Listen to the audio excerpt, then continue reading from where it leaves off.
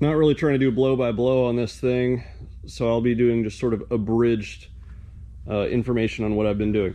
So obviously I have made a large step since the last video.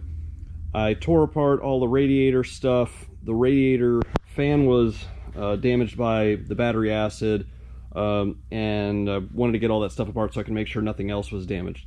And sure enough, there was more battery acid damage. So I have, now that I've removed all this stuff, it's become very obvious that there's all this battery acid damage across here, down there. The underside of this bar is also pretty heavily hit with acid. Let me grab my light here and I'll show.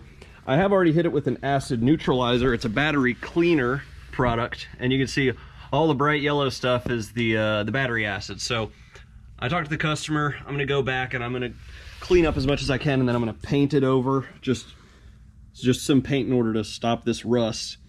But like I said, I hit it with that battery acid neutralizer so we can stop that from happening. Transmission's down there now. I've removed the trans-tunnel heat shielding. We're gonna go ahead and put the DEI stuff in there. The supercharger has been sent off to be rebuilt by John Bond Performance. We've used them before for various other stuff, and they're really knowledgeable on this, so hopefully we can get that back in a timely fashion and reassemble this here. Put down some of our oil pea pads to pick up all the mess. Went ahead and did a bunch of scrubbing, and then a bunch of first I wire brushed all this stuff just with a toothbrush style wire brush, all the rust areas. Then I went back with the battery acid neutralizer. I scrubbed it again. Then I hit it with engine bay degreaser, and then I hit it with brake clean, and then I wiped everything down to the best of my abilities. Went back with some high temp rust converter, and I'm gonna go back with a couple of more coats, but now it's got more black areas than before, but it doesn't have rust areas, which is a vast improvement. Spark plugs came in today. ITV 24s, got 4 of them. They come pre-gapped to 28 thou. They're installed in the motor. Took care of heat shielding the transmission tunnel just now. So now we have DEI trans-tunnel heat shielding all over in there. That'll help with heat management. Threw away the stock stuff because the stock stuff is garbage. And if you ever have to do a clutch job, well, on this car, it's auto, but if you ever have to do a clutch job, that stuff doesn't get in your way. Installed the Goodwin radiator. Cut down this side of the hose, or the far side of the hose. I cut that down, I think about 1.5 inches in order to make this fit. I had to bend this AC line a little bit over to the right side because this is a very thick radiator. Everything else fit up nicely. As always, replaced my O-rings on this and the other end of the AC line. So, as we can see on the top side,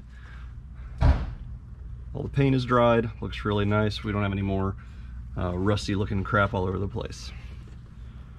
All right, getting close to being able to install the motor here. I'm just going to check over a couple of things, and then we should be able to just drop it in.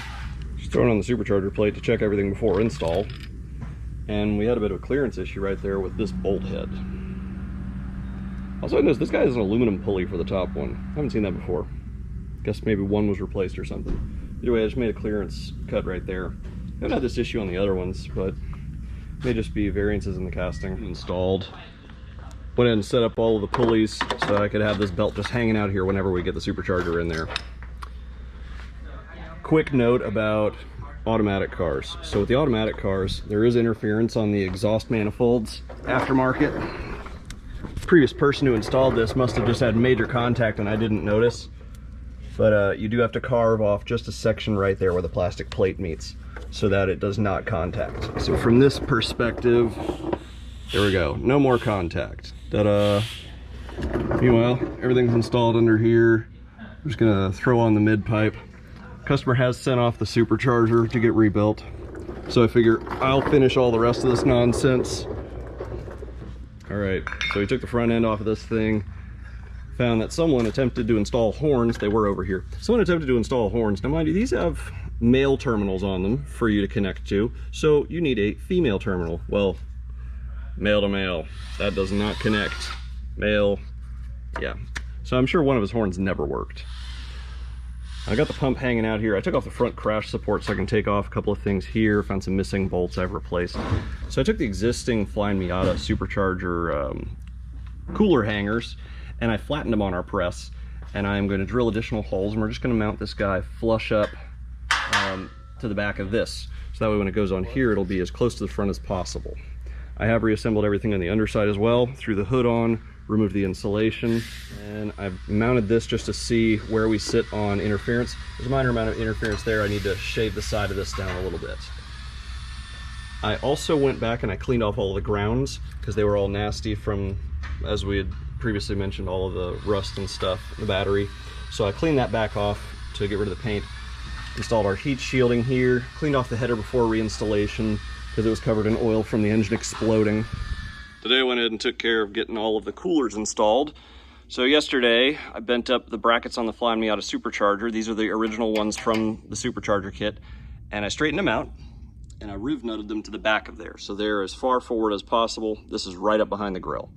Behind that, I made some vertical brackets. That's where the FMSC Miata supercharger used to be mounted. And I just took some 1.5 inch flat plate aluminum and I riveted it to our transmission cooler, which is now plumbed. And then behind it, I have our oil cooler kit that I generally use on turbo cars. We have made it work on a supercharged car before with a similar configuration of moving the cooler in front like this. It is the biggest one that Mishimoto offers. It's pretty much the whole width of this. I'll work on plumbing that later, but in the meantime, I've taken care of plumbing the transmission lines. I'm gonna put a little anti-chafe sleeve on this. And then I relocated the pump. So the pump is now hidden under here. It's hard mounted with the same brackets as before, and under it I put some foam, which is impossible to see. It's way under there though. And so that's nice and out of the way. It does sit several inches lower height-wise than the reservoir, so we still shouldn't have a problem. So I was able to actually save about, I think, 4 feet of hosing by doing the configuration that way. And then the original wiring that runs to the pump is actually just long enough.